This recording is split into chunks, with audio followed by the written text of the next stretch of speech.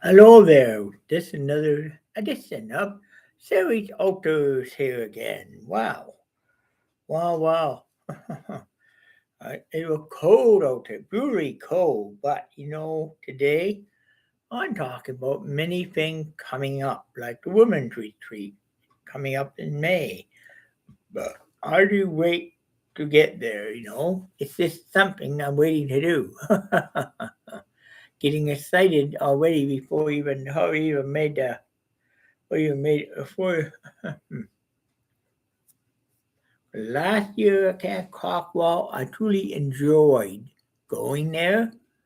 I liked it, and it was being with just everybody, not man around, but just being there with other ladies is good. Cause it teaches me a lot, and it makes me look great. Cause I feel good up there too, you know. But also, I think about my own self, too. I love to know someday when other buddy is gonna come up there, not my lady friend. I can't say her name. I Lady X will come or not. I don't know. Yeah, I don't know. Yeah, I know. But also, Mr. X is in the hospital, unfortunately, for now. I not. Yeah, I can't say names. I can say X on it. Well, he's in the hospital, basically. So yeah, that's a problem. Big problem. I hope we get well and gets out soon. I give my guards. I can't say his name because of privacy issues, and it would be nice to do that on YouTube. He might get very angry. I did. So I'm not. But my say Mr. X. Yeah. So nobody really knows who I know who it is, but I can't tell you on YouTube, unfortunately. Well, anyways, yeah. So well, something too is that it's like the other day, drinking and driving. And right now, I've been sitting there. I'm over 65. I sit home right now on the weekend. And I'm noticing my old age pension ain't going as far as it used to go. I used to be able to spend money, still have money on it. Now I don't have much at the end of the month. It's like getting more and more and more and more and more. Yeah. So it comes down to hopefully I see an increase in that in the on the old age side soon because it gives inflation. Prices just went up a lot recently. Yeah, talk about slim fashion. Yes, that's out there as well. But I'm gonna make a story in today's video, of course. Another story about somebody who I know, who I really want to say who, but also I want to say this one too. Well, this video is brought to you by Grid Friendly People, McMaster Radio, Hamilton. Brought to you by Peacemaker's Journey. It's a show I host every Monday at 3 o'clock. I'd like to see you tune into that. Well, you can listen to great music there. That because we can on radio they can play copyright. I can play it at home. I do have a music copyright program, but I'm not gonna risk be putting it on YouTube and having a big huge copyright flag put up on my. Hey, you did a violation. It went live. Boom. I wouldn't do that. Unfortunately, nope. Because YouTube pretty had very stringent copyrights of well I have to go by, unfortunately. Well, I'm gonna say something there today. I remember last video I did talking about all shit on up in heaven, sending people to hell on a crazy train. You know, last night I had a dream last night about him. I had a dream. I dreamt that he was standing in my room in the press, and I said, and looked at him. And I realized who what Ozzy Osbourne, and I said, "My dream, what are you doing here, Ozzy?" Well, I mean, I said God watched me make a video about him being on the crazy. Well, guess what? You understand? And I show you what. Yep. And he sort of sit there and he walked. and he walked over, got up out of bed. And next thing you know, I'm standing at a train station, and I could see nothing around me but a lot of white around me. That's it. I couldn't figure, okay, train station, middle of nowhere. And I said, oh, what do you mean you're standing at the train station here? A very old. And all of a sudden, I hear this whistle blow, and I hear a steam engine in the distance coming in. I'm behind it on the screen. It said "Crazy Train," and Najee standing at me. He said, "No, I can't get you on here, but I can. But I will let you hunt some tickets. A couple of people coming for they should be arriving now." Boom! They suddenly appeared there, and I'm standing. Me and Archie they got 45 people, 45 restless riders getting on that train at that time. The train was filled, and these were bad people. Some of these were drug addicts. Some of them did this and that. So, about 5 of them were executed for killing an officer on duty. Well, I could kill a cop, basically. Who were Chinese, I could. And we punching ticket, and you climb on board the train thing.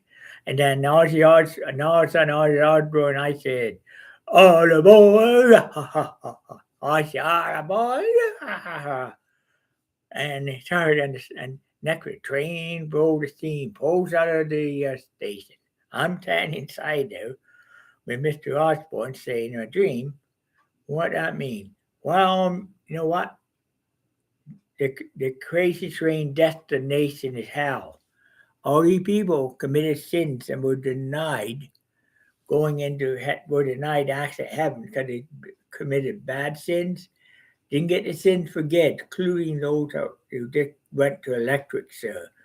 Didn't do a communion before they got for the execute, so they had to go on a crazy train, unfortunately. Now, but I said to Ozzy, what about when I go to heaven, on the day come when God called me home? I said, well, will you be there? Are you going to be there as my angel when I get there? I said, yes, I am your angel now. Reason why I'm the angel. I watch out for you when you go out in the day. I see a place you go. I know you go to Willow's. I know who's going to come out. I know a couple of Lady Willow will be on a crazy train soon going to hell for things they did.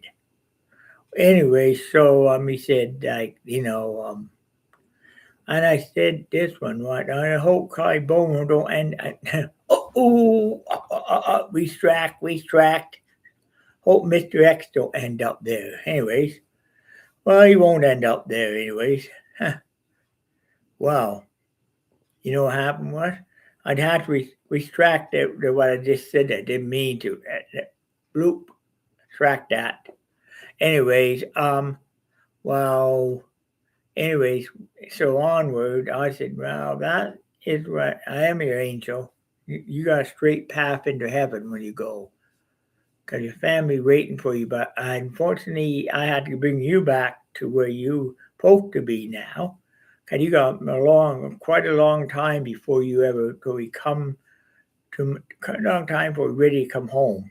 Won't come home until you're ready to. Because I sent, there are people there two people scheduled to be sent on a crazy train to hell, who are Dave and Linda will be sent to take the crazy train when they get judged. So, they're in great trouble. Well, I said, Archie, that looked good on them. They deserve it. They'll deserve it for making me feel like, by disowning me from the family, make me feel alone or had to do everything on myself. They deserve it. Anyways, enough said about that. I'm going to go on here a bit. I've been really thinking of stuff these last couple of weeks. And I just heard a news wire on Monday. Apparently, the town McMeadowan on Monday, in the middle of Sunday night, going in Monday, they had a whole van load of homeless people from Toronto. GTA dumped right in downtown at the intersection of you know of I'm talking that intersection downtown that had the nice little bar, nice restaurant on the corner there, and that Nipperson Road, and right at Nipperson Road entrance, and right in that location in the center of town. Well, what happened? What they did? Dumped him there, and the town, and other town people had to go and so the whole town got down in a panic because there were about 36 homeless people dumped off by a big freaking van, a Sprinter van. Well, that's not funny. So what happened was they had a public school and they had an elementary there in McMillan and a high school. Well, I had to open up the elementary school gymnasium to house them all in cots temporarily. Oh, then they had to do stuff. They had to do all kinds of stuff, all kinds of stuff, oh man, all kinds of stuff. And that too, just to get them settled. Yeah. So they managed to work out. And some of the ladies that were dumped off, few of them were actually about four or five of them were actually sent down McMeadowan to Hammock. Five of them were sent to Willows. Two of them were sent to Willow because they had beds there empty. Two of them were sent to Willow, and they arrived on. They came Thursday afternoon. Willow. Then they came in Friday, and I met them, and they told me about it. They confirmed that they're dumped in town. Actually got them down to that the town actually arranged for them to be taken down to Willows. Basically, they said what they did is they had, and turned out that not just them had it happen. While they were dumping people from London, they're dumping in Brantford, in Brantford, constantly dumping. Plus, they're dumping homeless people off in freaking various many places. They're dumping it, and they've been dumping it, and Brantford were complaining. Brantford were putting a stop to it. One time they tried to dump off there, and the Brantford Casino turned around. You know what they did? Find the Toronto. They actually had the van towed. Well, when they after dumping it off, they pulled the van up and they parked it in the casino parking. They went in the casino. They're all sitting down at a buffet having a nice meal on a taxpayer. What did they do?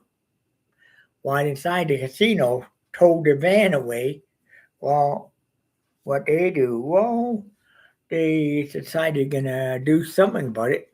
Well, they came in and gave the people workers $140 trespass fine, and they told them to leave the casino, don't ever come back.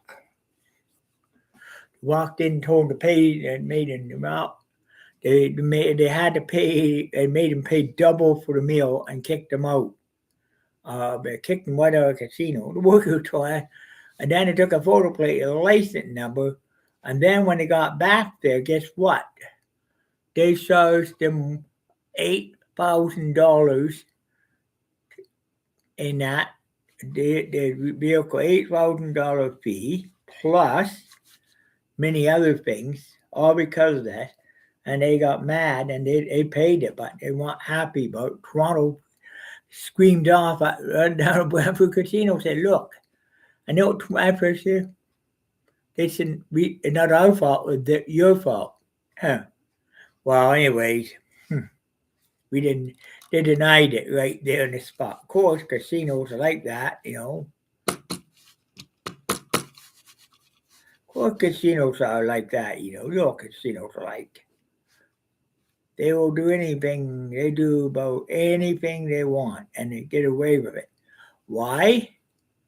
Because casinos got the money, and they have friends at attorneys, that big ones that will $2 million attorneys like Eddie Greenspan that will back them like crazy. Well, talk about that, Anyways, that means. So that means yeah too. But unfortunately, then this time they did it. Another time they took him to Bracebridge and dumped him in downtown Bracebridge, and they were lucky. Bracebridge had to come and had a hell of a hard time finding him housing. And now they did in Graybill, dumped some in Huntsville. It wasn't that. What they did is they able to find apartment building in Huntsville living that got apartments gotten in there, but they have dumped him in. They dumped him to another little area called the a very in front of the trailer park on old number 11 highway that is known for it drugs and crime. It's the most dangerous trailer park. It's one of the most dangerous trailer parks in that area. It's so full of drug dealers and crack dealers. Even local police do not want to come and pick them up and take them away. You know, they won't. Why won't they take it? They don't want to go near it. They don't want to go near it. When they go near it, oh boy, they get fired on. But and they dumped them off there. And then, of course, what did they do? They got them selling street drugs right out of the trailer park. Boom. And it known for drug bust after drug bust. Well, that's one place that dumped about homeless people. It's a one, and it known, and I know it as the most dangerous trailer park in the Gravehouse Huntsville area, the most dangerous one ever. Well, you know what I'm talking about? You know what? Then, whoa, and I can go on here a bit. Then again, they dumped a bunch in Thunder Bay, and they too happened. They done again and dumped another bunch in North Bay, and dumped some in the town of West Jewel too. We were not. Of course, a small town like West Jewel, only a few buildings. They don't know what they have these homeless people there, and they trying. They had to literally. They went out and built new homes for them right on the spot. Other taxpayer money, people they tax that town. So that's another big trouble there. Wow. Anyways, so this is what is going on here. And McMeadowon is now got dumped some in Meadowon just recently, last on Monday. Town McMeadowon now reading on a council minute meeting. It said in a council minute meetings up there about it, and they said that some of them we got them have been sent down. Well, few of them, two of them were sent to down to Hamilton Willow Place. We had bad health there for them. The other ones we still got here mail, and we have actually have issued permits. We just issued we got 75 building permits issued we got 70, about not 75, we got 72 permit issued to build new homes in McMeadowon. And they said, but it's going to be like similar, it said it's going to be like an HOA, but it would be a Canadian version of HOA. But it will be board of directors that to meet it. The board of directors will monitor the homeless when they're there and stuff like that. They will pay dues for service. That will be employed. They getting and various employers in the area want to employ them too. A couple employees through the distance in public work they could fill with them. Fulfill those. Then it's done on the internet on what I read this morning on a page online. I read about the recent company said had this on Friday said this yesterday. Well, apparently we are working hard on it, and they've been working pretty hard. Well, even asked Cockwall about it if they're willing to take on any of these people to work in the summer shift.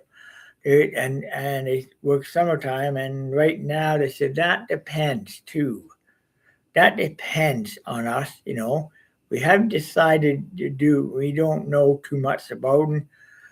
They want to told McMillan, well, you find out they're doing street drugs first. They're not doing any street drug alcohol.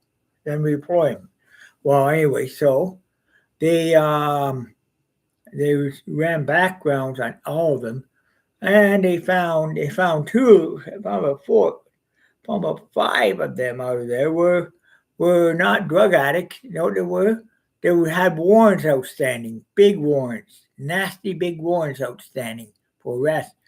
They brought the OPP in. The OPP took those five away in handcuffs and booked them in jail. They're on the way to trial probably back in Toronto. Wow. Anyway, so, yep. So that happened there. But the other ones that there did not have any record, no history of drugs, just on the street because they can't afford an apartment. So they're getting new housing built for them there already. It's under construction, it'll be ready in about 2 months, 3 months from now. And it'll be ready, and they'll all be furnished and moved into as soon as they sign the paper. And the ownership's going to be transferred right over into their names, and they will pay taxes in the town like anybody else pay taxes. It'll be lower taxes that they will pay on the property to anybody else. But it's within that too, and plus they would be responsible for paying all utilities as well. So basically, well, and you know what that means? It's more like gonna be then more like home ownership, not anything else. But it's being done in a way that it makes them feel good about it, and when they feel good, you are great. But anyways, you know, that's what they're doing there. And a couple that don't like criminal record, they sort of want to know, and Camp Cockwell said they're going to hire a couple of them to work this summer anyway. Can hire them just when the retreats start happening. They're going to hire them up to come into work then and work to get the camp open. You know, coming around. I'd be beginning next month. They're going to go in and get the camp opened and get it ready for them. You know, and that's what's going to happen. They hired up and they're going to help to get the camp opened up and get the water going to certain places and that, you know, and to laundry errands stuff coming up toward the end of next month. So next month is March and going April. So they're going to have them hired up. They're going to have them go all summer there, which will be bused back and forth from McMenawan in back and forth to McMenawan to where they live, to where they're going to work. And then they make some money that way. And they don't have to rely on any type of social assistance. See? Yeah, I like my new Yeah, this one look, it's ladies. So it's not a man's that got this up, because I am a lady, and a very gorgeous one indeed. Well, enough said about that. That is pretty bad. But the one lady I know who ended up who had been dumped out someplace on a road so far north of any place known. The only place, except for a lot of people owned a lot of cabins that area, retirees, a lot of retirees like me will. Wish I could own. I wish I could have log cabins. Yeah, but that get to be up in the area. You know, gotta be more dependent on land. If you don't follow land, you know, I'd be more dependent on it, which is fine. If I can do, probably wouldn't be ideal. I don't feel comfortable doing something like that. But they dropped this one lady off because she whined and complained, and this time TD was doing it on Hamilton. But they got caught. They were told this. They were told TD Bank said, got the sick, told this one. Apparently, the the Anglican church there, and local Anglican church up in that area, that northern Anglican church, most northern one going area, they have that, and they have a monastery, attached monastery to it, that house the staff and nuns. So people, church employees and nuns in there. So what did they do to her? And turned her into made her, she's in, see one of the church employees now.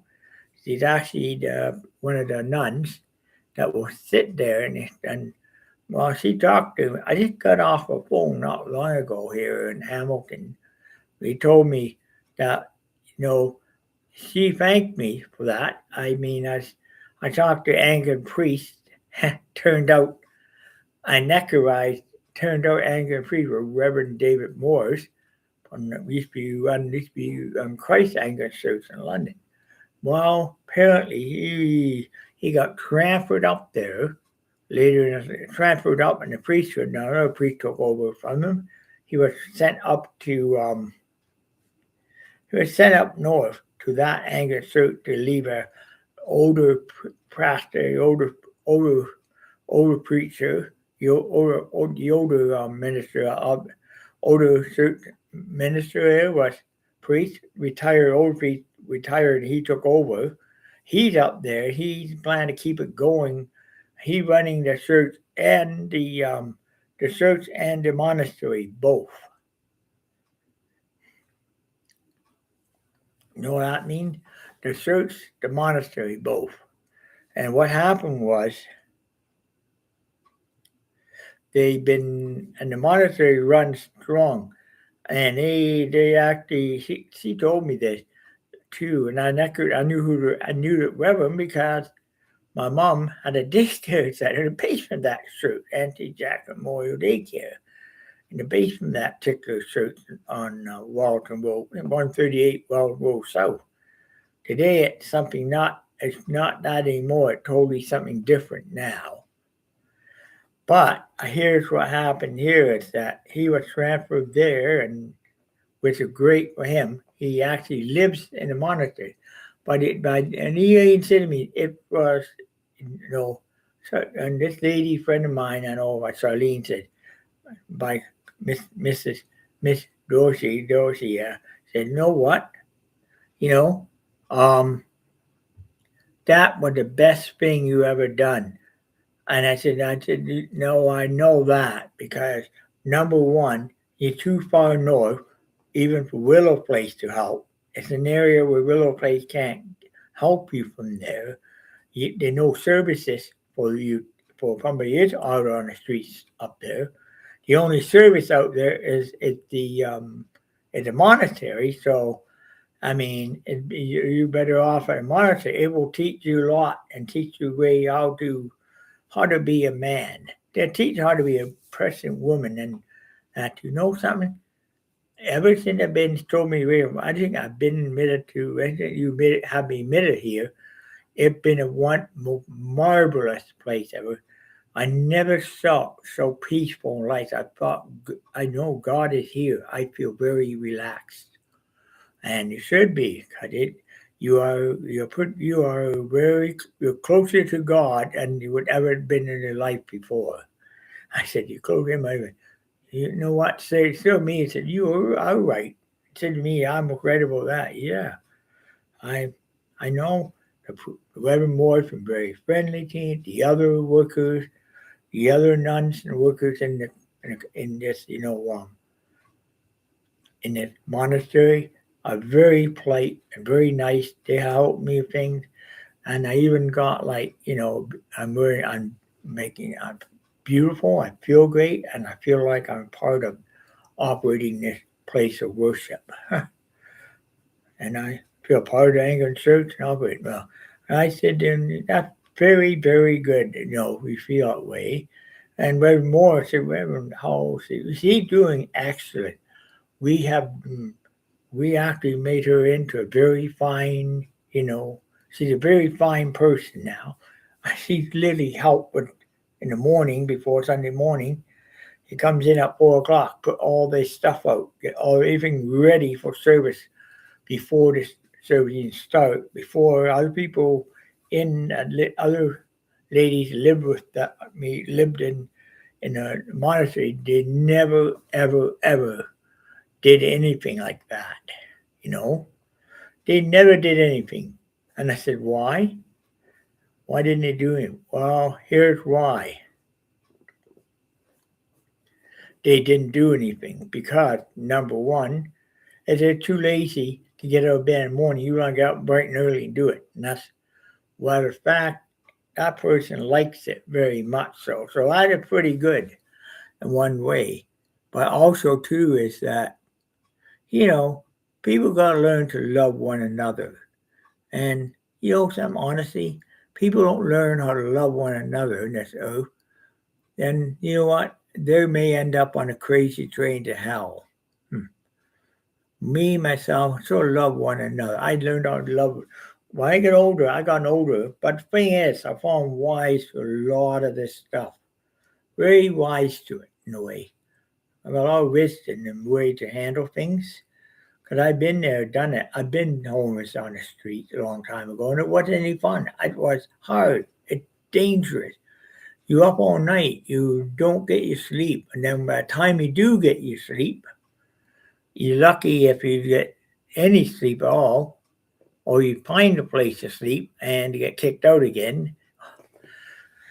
Oh, not easy. And at night, when it's very cold on the street, you can't get to bed. I remember one time in London, years ago, a homeless there. I remember going upstairs above the United Cigar Store, up above the United Cigar Store. I called the king and done there. Went up one floor, the tailor's office there.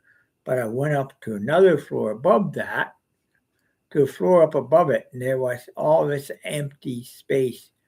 And it really old. Nobody been in there for a long, long time. And it's pretty old. And I looked around again. The room had a radiator, a steam rad. Then I realized they have valves sitting there. I saw valves sitting up there here in the corner. Up there on the floor, there's a valve that's in one wall, steam valves, to turn steam heat on to that into this building. Well, what did I do? Well, I did something. I turned on the valve and I sent steam heat into this radiator, sent the steam going through this radiator in the room and through other rads in there. Once it happened, and I lied down beside it and I went to sleep. I had a great sleep there. And nobody knew I was up there, anything like that. And the next morning I got up. What did I do? I decided I'm going to look around this building a little bit and see more. I walked down the hall. There was a bathroom. Then there was a door that going up to another floor up there too.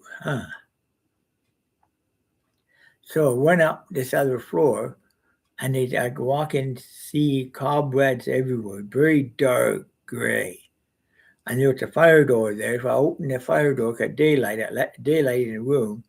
And it was a very old dance hall. Very old. And it had old gas lamps to light it. And I just walked down. I wonder if gas is still on these. I turned the valve on and the gas came out. So I'm like, oh. Well, I took a Bic light out of my duffel bag, and I turned the gas on and I lit it, and the mantle came on. I got it going good, and it lit up. I got it running a lamp, and I walked around the dance hall, lighting up this thing, lit up the dance hall pretty good. Walked around, and I took a look at it, walked all over the damn place, taking a walk through it. They were old, very old ceramic XR. I mean, you're talking about these were hard baked ceramics tables. You can walk, looked around. I looked and I found, and there was the old soundboard in the room there, and they were very old. This board was all vacuum tubes. It was 1921.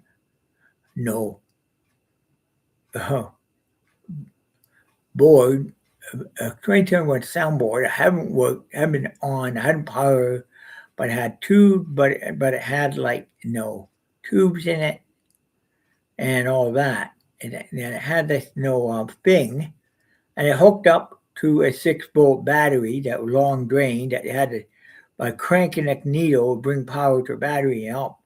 By cranking it went the needle worked, but it wouldn't battery wouldn't hold so it would that hadn't been original battery for 1920s. Well, of course it wouldn't hold. Anyway, so I didn't do so I looked around a little more. I came into a kitchen and it had a very old refrigerator from same year, same very old what was it? Very old Heatcraft fridge. Then it had this really old compressor unit. It had this vintage old. It had a really old natural gas fired steam table, a natural gas fired equipment there, and no water in it. I didn't know I do that. No, I did. Then after I looked at it, what they do then, I walked over to where gas. I did. I walked over. I turned the gas lamp off. I found the main shut-off valve on that floor for all the natural gas was turned on. I turned the main shut-off valve off, and it was oh my God, it was very old. It was very old brass valve. It was around. It was valve brass, a big heavy handle like this. I had to turn it, big heavy handle like it, like on like this. Turned it off, and all gas lamps went out, and I did that on. And then I turned around and walked over to the building. Quickly walked out of the building. Then I made my exit out the building at that point. How I did it is this. I went down the same stairs. I went down the same stairs that came up. Then I ventured down.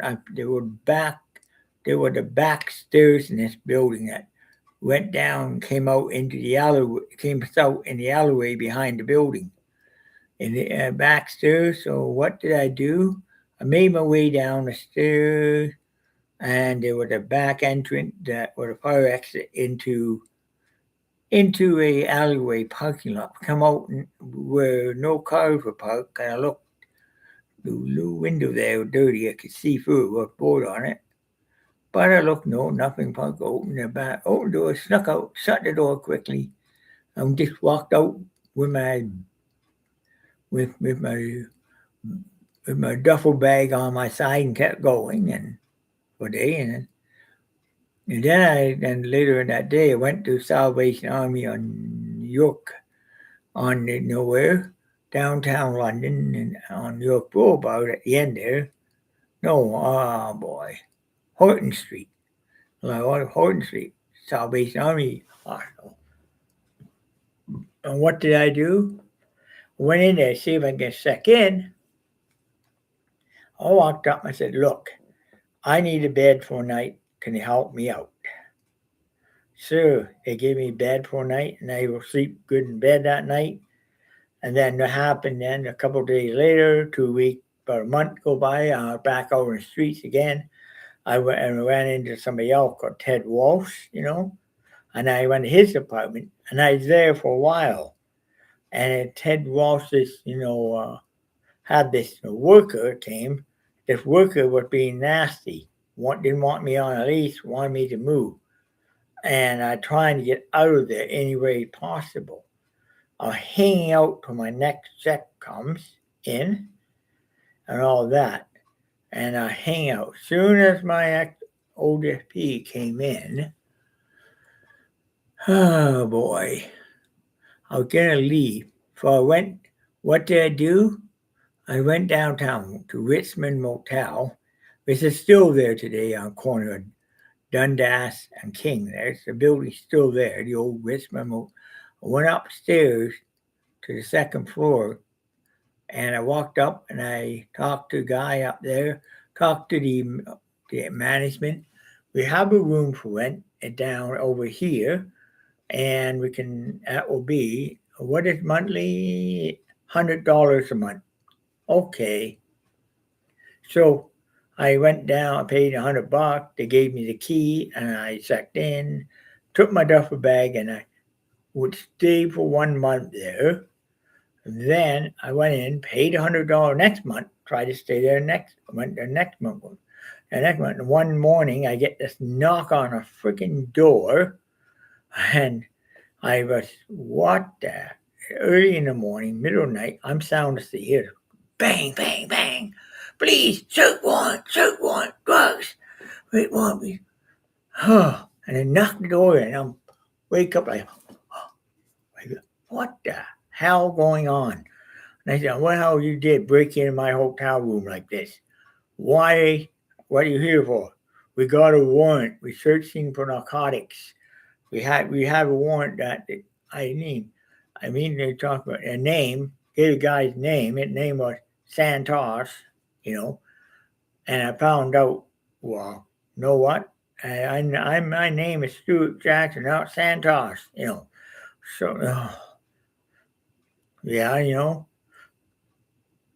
And he slammed me down hard. His shirt still opened up and worn out old air conditioner that was in the room that didn't cool, period, a hot summer day. And he find the dope and hit his air conditioner, get the fan blade would jam the fan blade from spinning. Wow, they took that out of there, and then they handcuffed me, dragged me down, threw me in a jail cell, and interrogated me for having, crack coke, having this, crystal, having this ice in there, illegal street drug. I've been accused of a crime, accused of putting them there. And I kept saying, I didn't do the freaking crime. I said, I didn't even know they were there. Why did you punish me for it? And I found out. And I kept pleading with them. They would not listen to me whatsoever. Oh, sir. And my sister says, you were telling me a lie. I know you're lying. You got us out. You put it. I said to Linda, I said no at the time. Well, and this was bad. I'm worried to myself. Whoa, my God. And I ended up being held into custody at the detention center. I ended up going to the jailhouse in downtown London, the jailhouse on Exeter Road, 711 Exeter Road, held there for a while. Went into trial. The judge looked at me and said, wow, you're in possession of these street drugs. So there, 6 months to think about. Get this trash out of the courtroom. And end up in jail. I'm madder than hell about it. And I just literally just said, look, almost about this happening. And the guard kept being nasty about it. Tell me, you don't show withdrawal symptoms. How could I show withdrawal when I ain't doing the drugs? Well, they had me, and finally it was like this guy got Santos, who was sitting in jail, and later on they busted him for street drugs. They busted him for having the same drugs. He was higher than a kite and everything else. And he actually confessed to the Crown that he planted drugs in the air conditioner, that he couldn't pay the rent because he got all money went in drugs, but he hid in the air conditioner hoping he could pay the rent and come back. By the time when he came back, the room was already rented out to me. So, by that point, the new trial was set. I was brought back into a courthouse in London, sit down, and I'd be started to sit after some 4 months, almost 6 months there. And the judge said, you know what? Recent evidence on a recent drug bust done by a narcotics unit said that, know something? You are not guilty of it. We got the real guy and said, why you held me in jail for long? Compensation. Well, we're going to give you a criminal injury compensation for this. This is awarding you for for being a wrongful imprisonment, and also awarding you a settlement of $850 settlement on this case. At the time, which was in the 70s, that was a lot of money back then. In the early, in the late 70s and the 80s, that's a lot of money back then. So, well, I got that money, and then from there I left again. And you know what happened? Then from there I went back to Richmond Hotel, see if they got any rooms to rent on a monthly basis. They don't. They had. They didn't have. They have one room available, and it was in the front facing, and it had a steam radiator in it, of course. Okay, how much a month? 150. Oh, I moved that room. I've been lying about enjoying myself, having a great time, everything going smoothly and great. Everything going was wonderful. And what happened was that I stayed there for months on end. Stayed there quite a few months.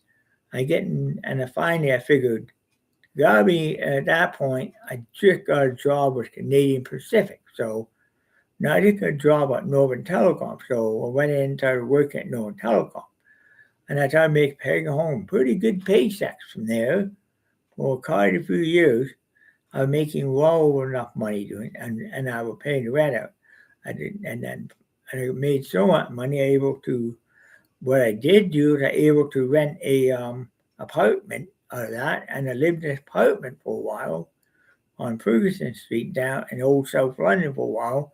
I rented out, I bought a house there finally, a big old house on 246 Red Oak Street South.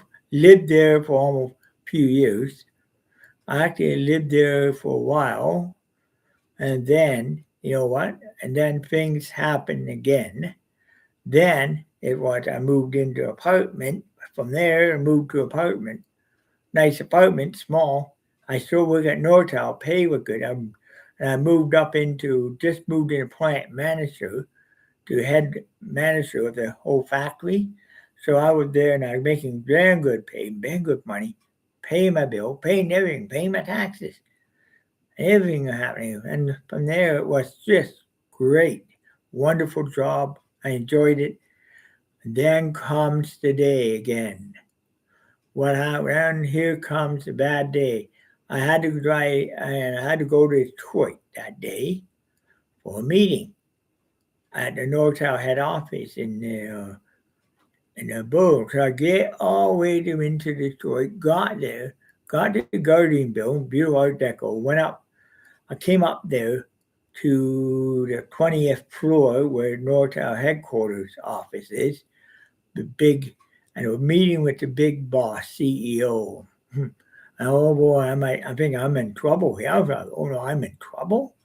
Thinking about that, I might be in trouble. But I walk in, I sat, and the secretary came out and, yep, come in there, Mr. Jackson. Yep, I came in on, sat down. We've been going over your books. We found your books are in order. You keep good books, everything in order, and the sales are up pretty damn good for your factory with telecom equipment for Bell Canada. Yeah, a couple for MCI, a couple for Miss Bell. Well, anyways, he said that is really good. You have a very good line. Yeah, but we have decided because of that we need to begin to transfer this line out. We contract this out to a company called Foxcom Electronics in mainland China, and that's we're going to have to let you go within 2 months. The orders you have now, it's going to be, you can finish those off. Any orders that will come in will go directly to Foxcom. Anyway, so you got the ones you do, they finish off, they go out. So I know, crying my eyes out, saying, I just losing my job now. I worked so hard to get to this position to have CEO said getting laid off in 2 months. And my employees are ball boo-hoo and don't have pension back. And oh my God, I came back to London, went back into work, and I had to call my employees up to all my employees that in 2 months you have to get receiving a severance package and a job determined and a pink slip, your determination slips from a job, unfortunately, because management decided to shut the plant down. It's a sad day for you guys, but we got orders to finish with Bell Canada. We got these done, and these orders finished at the time. So we did okay, got these, the orders were done. They all got finished on time, and so on, so on. Those orders were all done and finished. And then I laid off a whole bunch of workers. I handed in their pink slip, the final pay, and all that. And they left. And they left over. And the other workers were still there working. They ones that then they got a big, came up with a heavy truck with sea cans on them, big, huge metal containers. And I said to the driver, we're there to take the equipment out. And I asked, where is the going to Hanoi, China, and be put into operation in Foxcom in Hanoi, China, basically. Yep. So I came in, me and other guys and plant. We dismantled it all, got it all ready. They loading in the containers. Finding my last piece of equipment by the time everything was loaded in.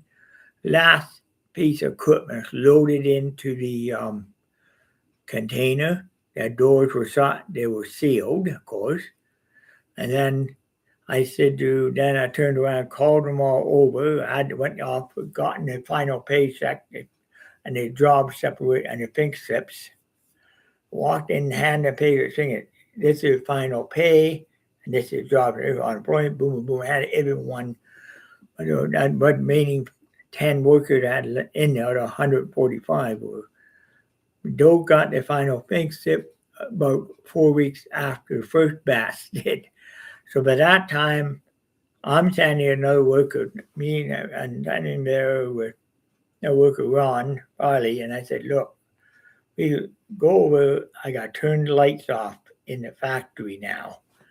Okay, walked over to where the panel boxes were, the big panel boxes were, walked over one pole, and I started clicking off breakers up one metal beam, the panel box. We started click, click, click, click, click, click, click, click, click, click.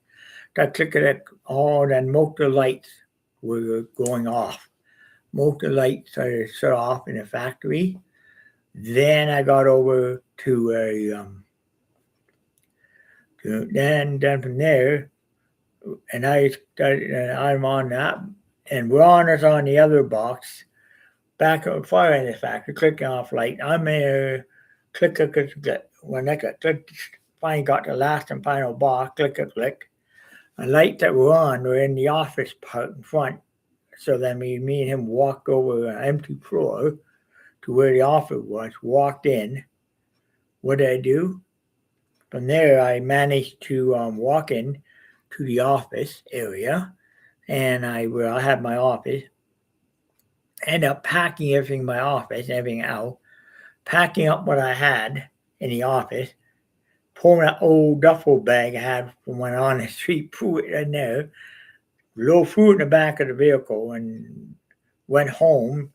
Then I sat down trying to, where am I going to get a job? How am I going to pay this mortgage? How am I going to pay the taxes? I had the money, but I couldn't, but I didn't, by no longer working, I was in a panic. And I said, I'm going to have to sell the house or try to get, or go get some welfare. So something like that. So finally,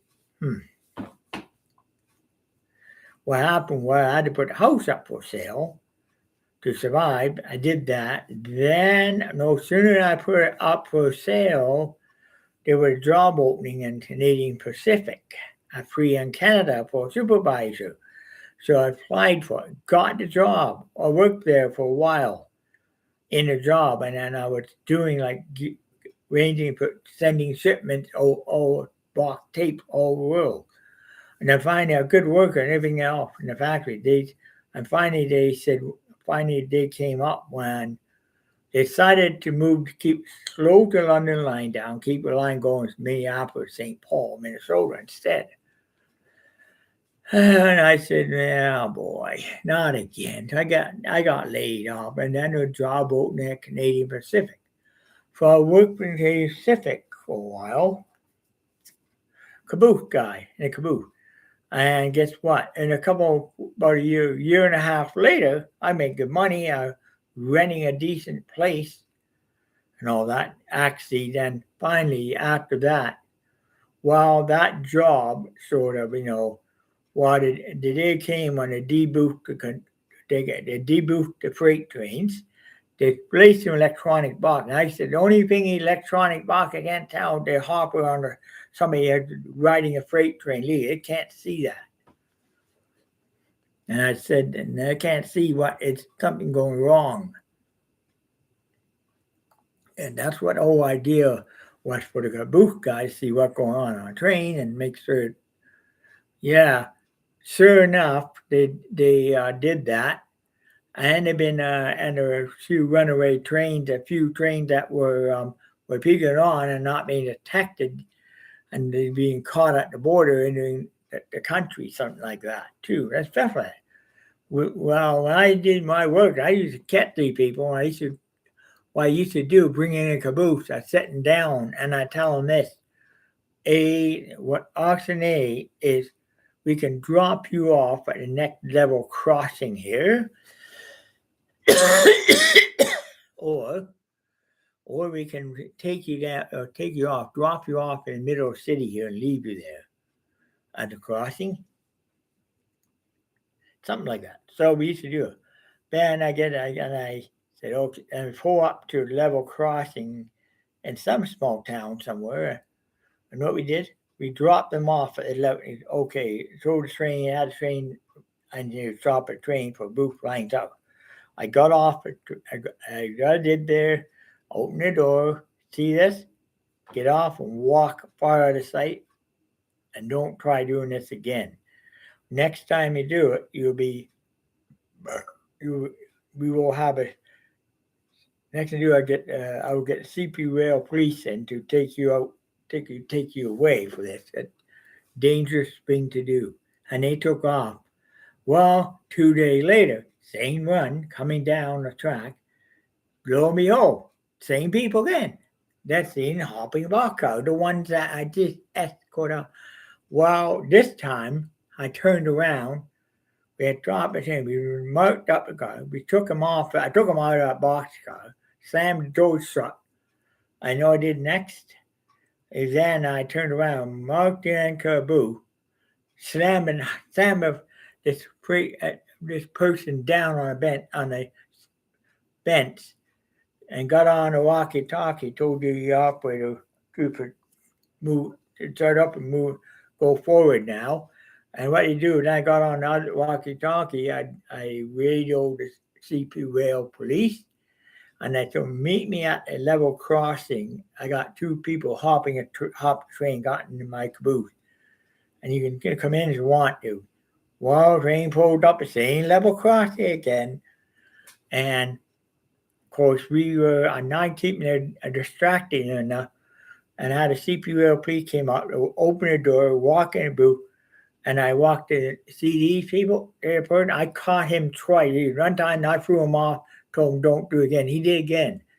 This time, this time I'm going to hand it in your hand. I know what they did. They charged him with illegal transportation, hopping a freight train while in service, and interfering with the train operations of a caboose conductor, interfering with the conductor's operation.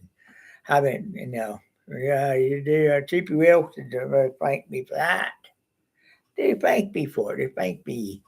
They actually thanked me for this.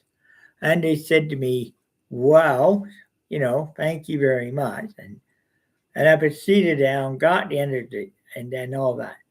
And then I do the same one between Windsor to London. Windsor, London.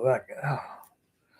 Well, one day I'm get on the winter one, and there were severe snowfall warnings out and everything out. And they said to me, "You'll be and to go at very extreme caution." Well, it wasn't snowing there. Well, so we rolled down to Windsor, pick up the cars that came across from Detroit, Michigan, like few car carriers and stuff. We picked them up there in Windsor, and we tried to take them. I mean, rolling down with the caboose. I have a couple box cars in there with full automotive parts that I'm going to, en route. Some of the box cars were going to General Motor GM plant in Oxford. Some are going down to Oshawa, of course. Cars were going Oshawa. So what happened was this.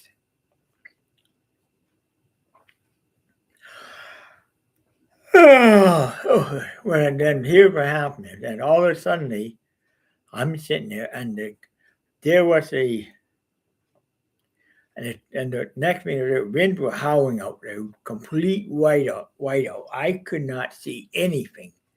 And then I came down from the ladder to the lower half.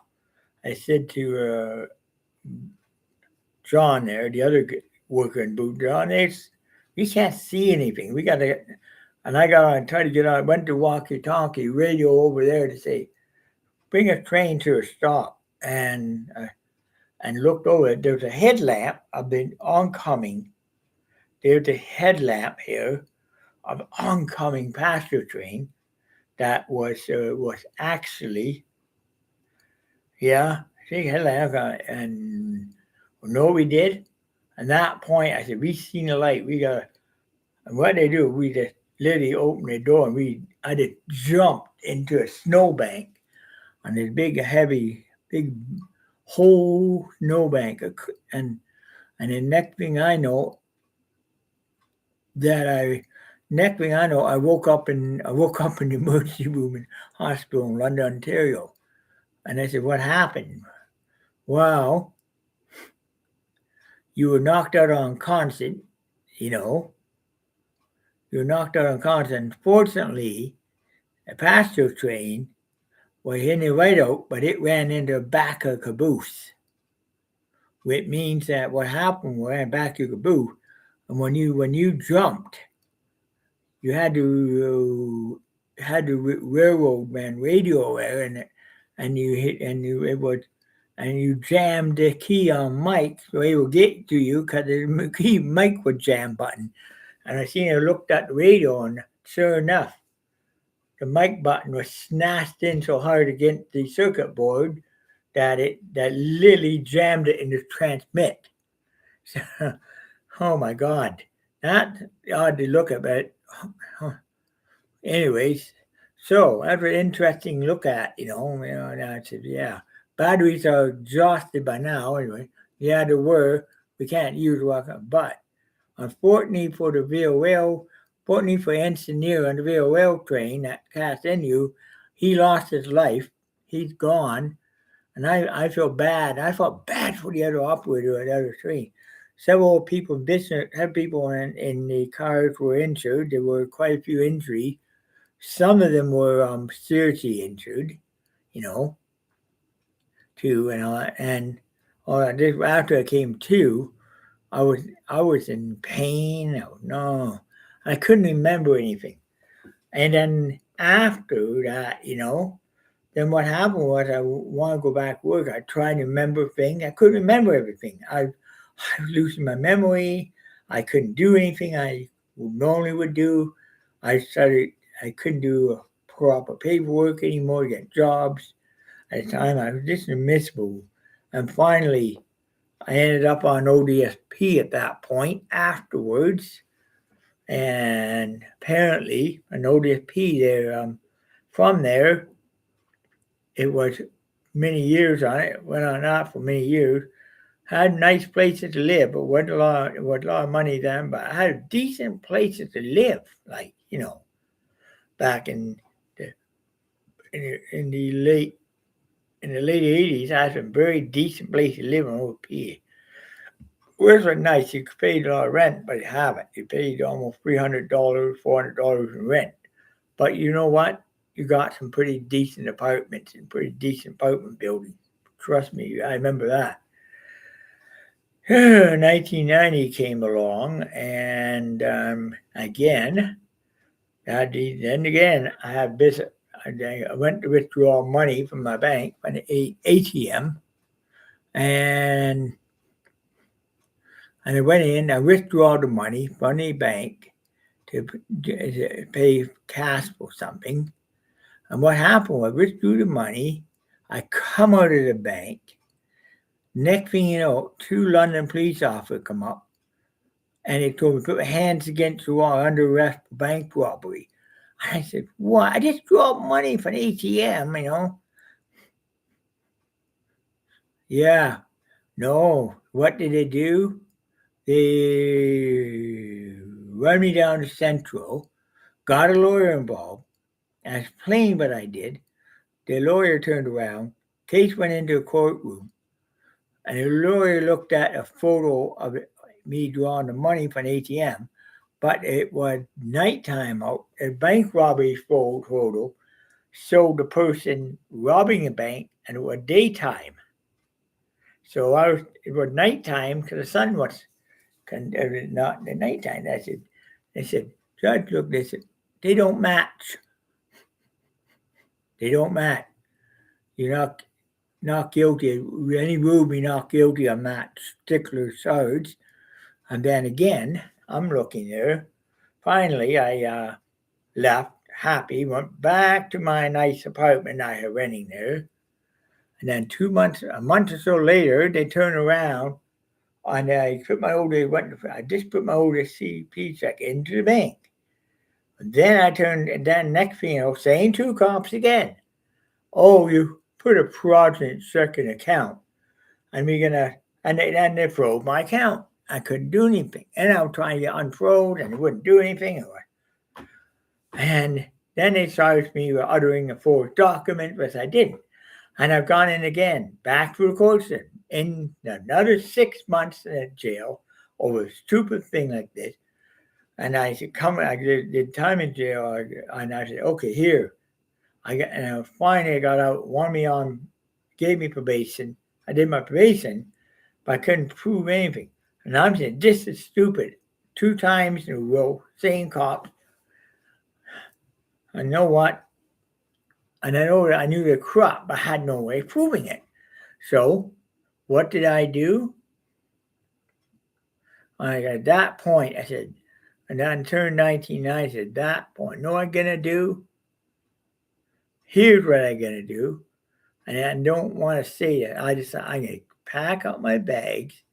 I'm going to take off to Hamilton, and hopefully it doesn't follow me. And I did that. I got my truck. I left with my duffel bag on my back, went down to the bus station, and I bought a one-way ticket to Toronto, got off in Toronto, stayed at the Western Harbour Castle for a while. After I stayed there for a while, stayed there about a week or so, then I calculating my move at that point. Then I left there, and I took a go bus down to London, got off at Becker Street at the time with the bus going back in those days. And the first place I went to, walked over to Mission Services down on James Street. I checked into Mission Services. Once I checked in there, did a thing say, oh, caboodle. And I had a bed. I was there for about 4 weeks. Then I got an apartment. I got a nice apartment in Hamilton, finally. Yeah, nice about well, pretty bad. I looked at one on 15 St. Matthew Ave. I didn't take it. I don't know why. I didn't feel uncomfortable about the place. Well, I felt very uncomfortable about the time. I didn't take it. Wow. There was another apartment, above this restaurant called Red Sea Bar and Grill. There's another one about it called Red Sea Bar and Grill. There. So I went in, signed the paper, got the keys, moved in. Great, I'm living finally. And what happened? Oh, man, I got a hydro bill of $45 $40,000 bill. I go, what in the hell going on? I'm not paying a. Where do you get this $40,000 bill? And I went to have hydro office downtown. And when I look, I get a $4,500 bill here, and it says, and I don't even use any lights or electricity. Only thing I've been using a gas stove to cook on. That's it. And guess what? I decided I'm not going to pay the bill. Which I didn't pay the bill. Paid the rent, but I didn't pay to get. I was waiting then to come out. Well, and a hydro guy did come to cut off electricity.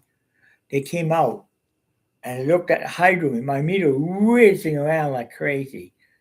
Then I looked at it, and they looked around. They walked over to the big, commercial rooftop air, not AC, but refrigeration system for the beer cooler, to a beer walk-in region cooler at the bar.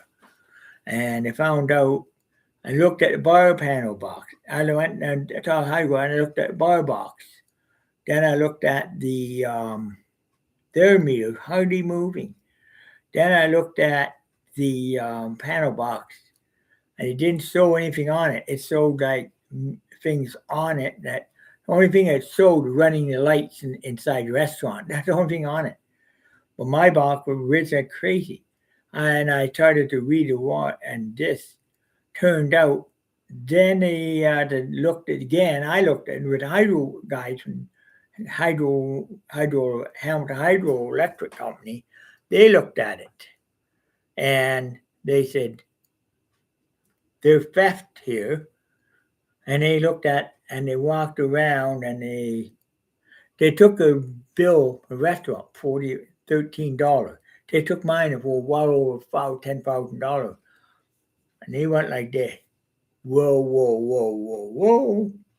This is an electro theft problem, not you, not. They are stealing up through your meter. Oh my God, I found that out. When I found what they're doing there, I walked into the owner of the restaurant. You know what? You using my hydrometer, my electrician. I'm not paying a $10,000 electric bill. You are responsible, brother. And the restaurant owner turned around and said, pack up your shit and up my apartment. Get out of my bed. I don't want to see you again. I'm gone. And the electrical employee turned around, and they walked in, and they told us the same thing. You know what? My tenant called you in. Well, the tenant complained to us about the high bill. We investigated. We found out you were stealing hydro. Tenant did the same thing. No direct guy said me. Guy turned around, and he actually picks up a couple of hydro workers and really just threw them out and about a couple cars had to slam the brakes on hard. Couldn't believe it. And then comes the real part. What they did, they went to LCBO, took the guy's liquor license, shut his restaurant down, cut his hydro, shut him down. And what they said he did, they grabbed the building, took the building and put the building on a lien, tax lien on the property, shut everything out, threw him out on the street, made homeless. And he didn't last long on the street. Unfortunately, I don't know what happened to him. At that point, I rented a brand new apartment over on Rutherford Avenue. It was a whole house with a boiler system in it. I was glad. But I'd paying hydro bill. It wasn't that much that I was paying at the other place. Paying hydro. Well, I lived there for quite a few years. By that point, I was getting tired of it, Not even that, it was getting expensive to do this. Hydro was getting expensive at the time. And I put an application to Hamilton Housing at that point. And I figured I'm going to move into Hamilton Housing and hopefully things will be A-okay. Well, I waited a few months. Finally, they called me in. And what happened when they called me in there? Oh, they called me in to the office. They have an apartment to look up. 95 Hess. So I went in, looked up. I took the unit right away, of course. I went down, did all paperwork and stuff, got it, moved myself in there, probably. After I moved in, then they were papering it, and it was paying paying $139 back then on rent, which was fine. And I stayed in that for a while. Then I got over in McNabb. I was there for quite a few years, paying the same amount. Then finally, I transferred this building now, after I cleaned the road because black mold. Then I was paying one. Now I've been here quite a few. Now I'm paying for a while. Now I'm paying $550 in good old days. So because I'm paying a higher rent now, that means two things. Now I'm paying $550, but you know what? You realize you don't. But unfortunately, it costs me more money now. Because I'm not working anymore. It costs me more money actually being old age than I did on OSP. What kind of services you take for granted on OSP, like having that pre-dental care or having drugs. You know what? You take that for granted. A lot of people take it for granted. I did too, but when they start old age, you realize you're not taking it for granted. But also have more responsibility because they collect old age than they did on OSP. Because have all this great, how the wonderful freedom on old age, but you know what? You got to know how you're doing. It took me a month, I'm on it since July.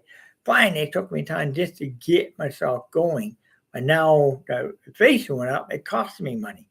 I got to do my income tax coming up, that coming up. I don't know when that coming or the date for that, but I'll have to check that downstairs. There are dates for it yet. If they don't, then I'm going to have to do that. The income tax are going to be more, and then all that, many things. So I got it. This been one, but before I won the year before, 2 years before Donald Trump came in, I was going back and forth to go to mine a lot, back and forth with Brent. I've been working Brent Underwood for a while with the damn sober mine, helping him to get the mine, helping organize and turn that into a revenue maker for him.